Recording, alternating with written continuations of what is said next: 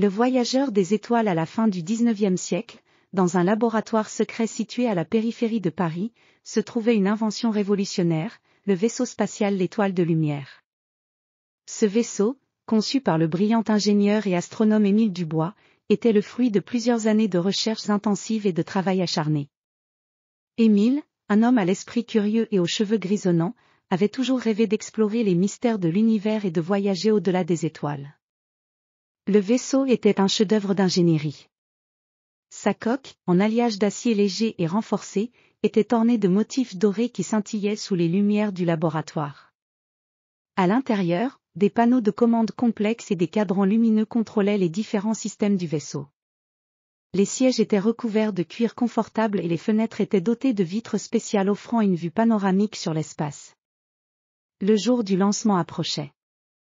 Émile Dubois avait invité un groupe de scientifiques et de journalistes pour assister à cet événement historique. La préparation du vaisseau se faisait avec une grande minutie. Les moteurs à propulsion ionique étaient testés, les réserves de carburant étaient vérifiées, et chaque pièce du vaisseau était soigneusement inspectée. Lorsque le grand jour arriva, le ciel au-dessus du laboratoire était dégagé et parsemé d'étoiles scintillantes. Les invités étaient rassemblés autour du site de lancement, attendant avec impatience le moment où l'étoile de lumière quitterait la Terre pour la première fois. Les spectateurs étaient vêtus de costumes élégants et de chapeaux haute couture, tandis que l'atmosphère était empreinte d'une excitation palpable. Émile Dubois, vêtu d'une combinaison spatiale argentée, monta à bord du vaisseau avec une démarche assurée. Il fut accueilli par son fidèle assistant, Jean-Luc, un jeune ingénieur enthousiaste aux yeux brillants et au sourire contagieux. Jean-Luc s'occupa des dernières vérifications avant le décollage, tandis qu'Émile se dirigeait vers le poste de commande. « Prêt pour le grand voyage, Émile » demanda Jean-Luc avec un mélange d'excitation et de nervosité. « Absolument, Jean-Luc. Nous allons découvrir les mystères de l'univers et peut-être même trouver des réponses à des questions que l'humanité se pose depuis des siècles, répondit Émile avec un sourire déterminé. À l'heure prévue, les moteurs du vaisseau se mirent en marche, produisant un bourdonnement puissant qui fit vibrer le sol. Les invités observaient avec émerveillement alors que l'étoile de lumière commençait à s'élever lentement dans le ciel nocturne.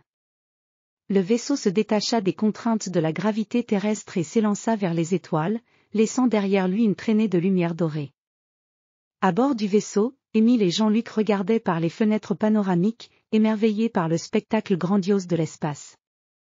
Les étoiles brillaient avec une intensité nouvelle, et la Terre, vue de loin, apparaissait comme une petite sphère bleue flottant dans l'immensité noire. Le silence de l'espace était à la fois apaisant et enivrant. Le voyage commença par une traversée des ceintures d'astéroïdes situées entre Mars et Jupiter. Le vaisseau navigua habilement à travers ces champs d'astéroïdes, évitant les roches errantes grâce au système de navigation avancé. Chaque astéroïde avait des formes et des tailles uniques, certains étaient couverts de cratères, tandis que d'autres brillaient d'une lueur métallique sous la lumière du Soleil. Après avoir franchi la ceinture d'astéroïdes, le vaisseau se dirigea vers la planète Mars. Émile et Jean-Luc observèrent avec fascination les vastes étendues de terrain martien, les dunes rouges et les montagnes escarpées. Ils prenaient des notes et capturaient des images à l'aide de leurs instruments scientifiques, espérant découvrir des indices sur la possibilité de vie passée sur la planète. Le vaisseau continua son voyage vers la géante gazeuse Jupiter. À l'approche de la planète, les spectateurs de la Terre furent émerveillés par les spectaculaires bandes colorées de l'atmosphère jovienne, ainsi que par les immenses tempêtes, dont la célèbre grande tache rouge.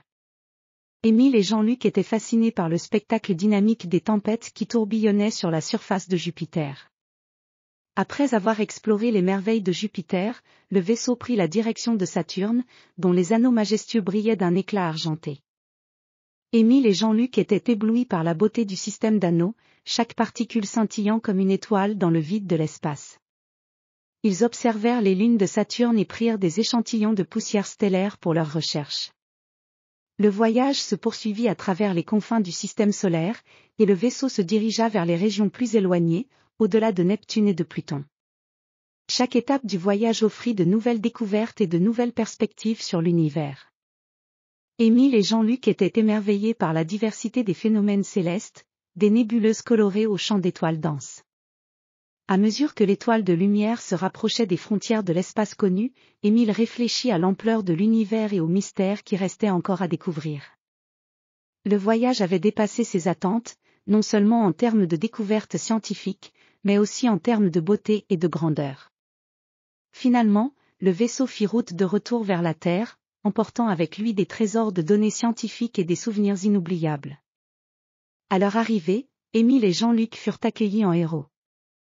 Leurs découvertes furent célébrées comme des jalons importants dans l'exploration spatiale, et l'étoile de lumière fut saluée comme une merveille de l'ingénierie et de la vision. Le voyage à travers les étoiles avait non seulement révélé les merveilles de l'univers, mais avait aussi renforcé le rêve humain d'exploration et de découverte. Émile Dubois et Jean-Luc continuèrent à partager leurs expériences et à inspirer de nouvelles générations à regarder vers les étoiles avec curiosité et émerveillement.